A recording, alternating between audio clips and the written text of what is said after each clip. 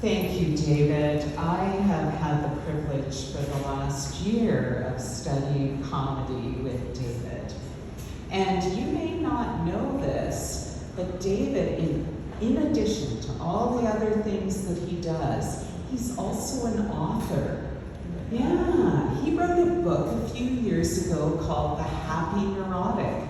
You can borrow it from the library. You can probably still order it from a bookstore. I got the last copy.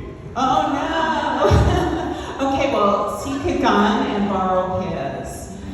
And so I thought, David, he's so successful. He made a lot of money off this book. You know how I know? He has a Prius and one nice shirt.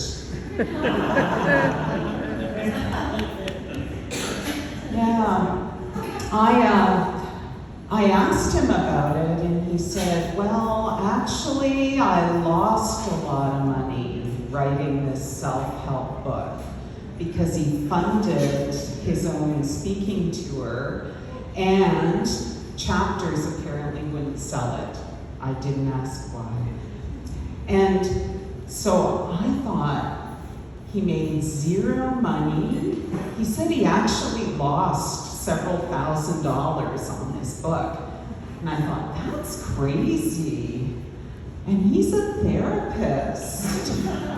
What kind of self-help is this? Not the kind I want. Oh, sorry.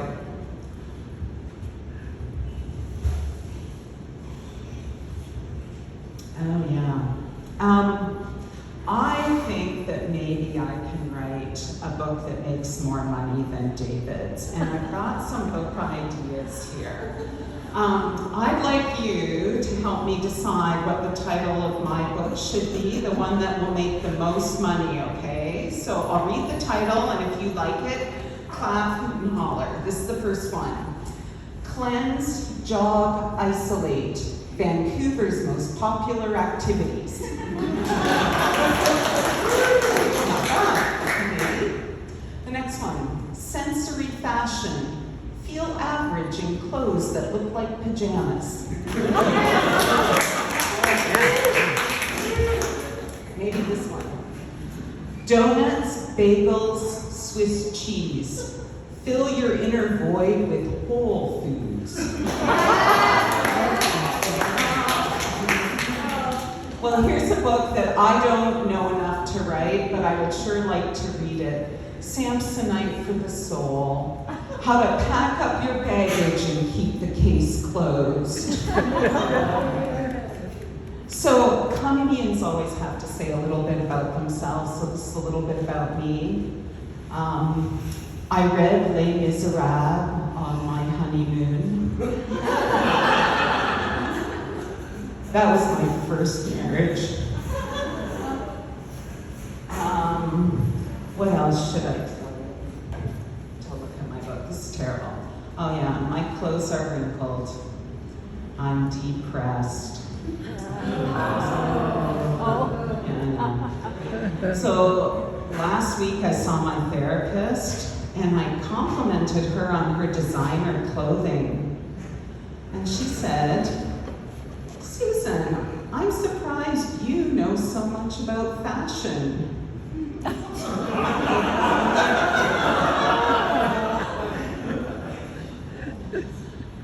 Other things about me. You might be wondering why I got into stand-up comedy. So I got into stand-up comedy because I have a rare disorder. My doctor says I'm normal. So she sent me for neuropsychological testing, and it turns out there's lots of things wrong with me. One of them is that I have a functional neurological disorder. This means that my nervous system isn't functioning properly, and doctors don't know why. My doctor said FND stands for now, don't know. The other thing the neuropsychological testing showed was that my processing speed is in the first percentile. That means that in a room of 100 people, 99 will laugh before I do. Yeah, and the other thing that testing showed was that my memory is superior. That's great, right? The problem is the slow processing speed means that it takes a long time for my brain to retrieve things from that superior memory.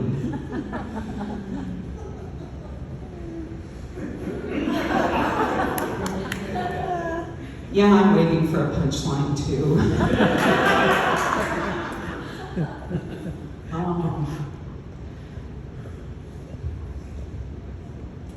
Yeah, I also have PTSD, panic and terrors while stuck in depression.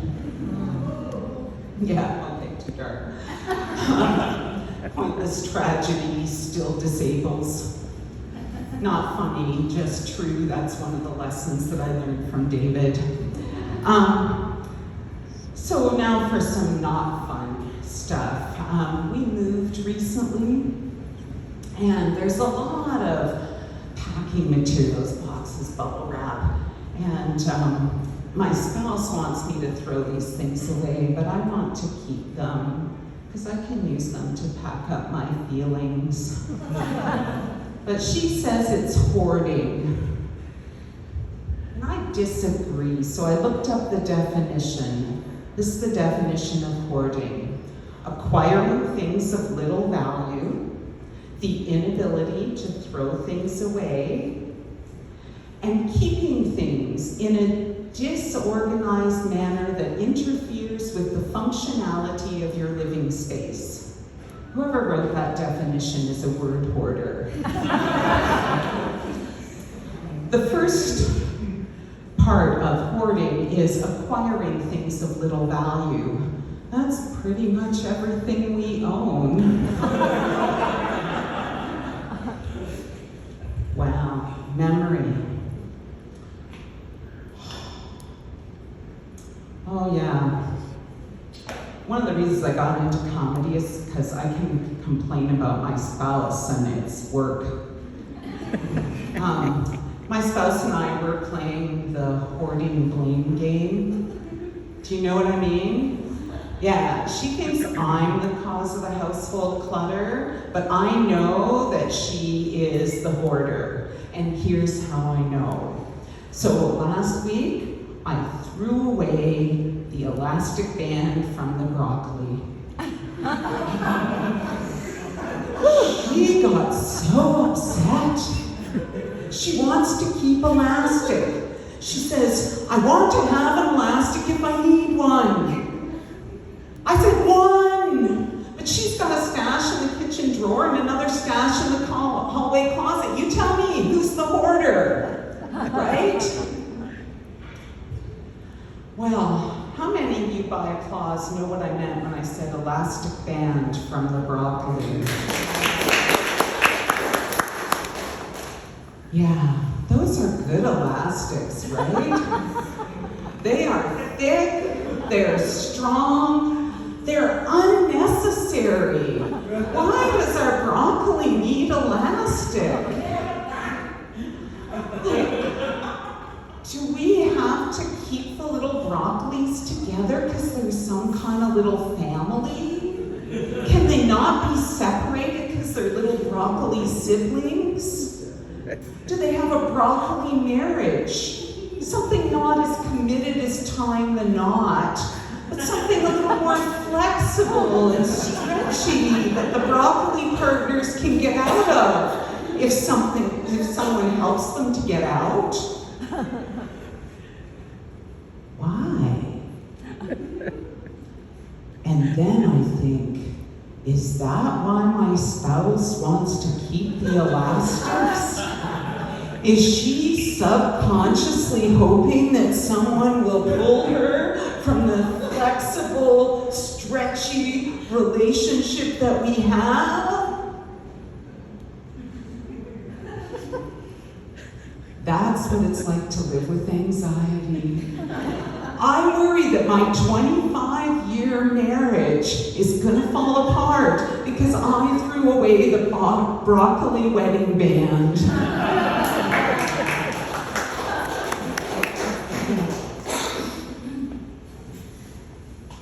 But still, I'm concerned. Why can't a broccoli go home with any other broccoli? I'm concerned about this injustice. Now, thankfully, the inertia of depression keeps me from getting involved in any broccoli activism. But still, I wonder, if I cook one broccoli and put the other one in the fridge, does the one in the fridge feel abandoned? Am I forcing it to sing the blues alone? Does it miss its bandmate? Certainly they must have played music together. Maybe I should eat all the broccoli at one time so they can stay together. Now it's like a country western song.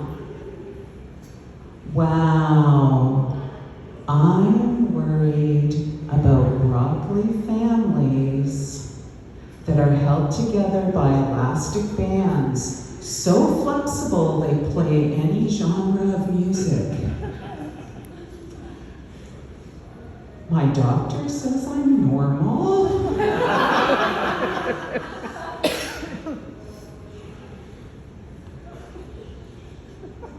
Wow, yeah, there we go again. Did all that. Sorry. Oh, yeah. I did all that too. I'm so sorry. Oh, yeah. So, this is my concluding summary here.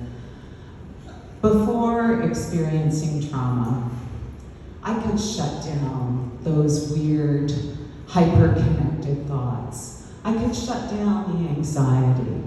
But after experiencing trauma, it's like the thought police are all on vacation and my brain is at some teenage farm party.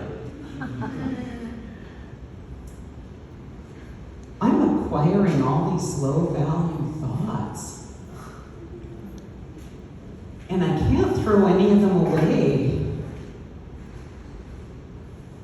Nor can I organize them. I'm a thought hoarder. Thank you, my name is Susie.